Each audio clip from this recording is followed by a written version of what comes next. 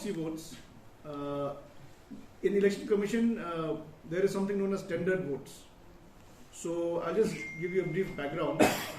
What happens is that in an election process, sometimes when a voter comes inside a polling station, and the usual pattern, of course, is the first polling and second polling, third polling. They first identify your your antecedents through your documents or through your epic card or any of the alternative documents, and then you go on to the next to do the indelible finger. So what happens is that in some cases the voter, the polling official tends to get a bit callous, and he probably maybe doesn't check properly the name, whether it matches the person who is voting.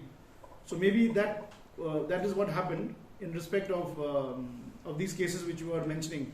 One was in Mizo Modern High School, I think, and one was somewhere in Mopat.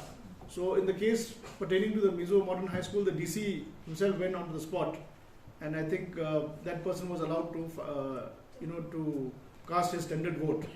Now these happen due to mainly the blunder of the polling official. If they were a large scale, when they use the word proxy, that relates to a large scale systemic proxy. The large scale systemic misuse of the vote. But we got only 2 complaints by and large, and this is the age of social media. It's the age where everyone is very accessible. So if there was large scale errors of that sort, we would have got many more complaints. So we would like to look at it as as an isolated case. They are aberrations, mainly due to the blunder of the polling official at that particular time, and not due to any malified intention.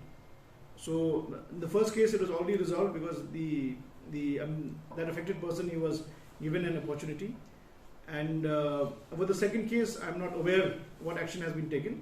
But with the first case, I'm aware because the DEO himself went to the spot, and he also gave an opportunity to the affected person to tender his vote. So it's called tendered votes.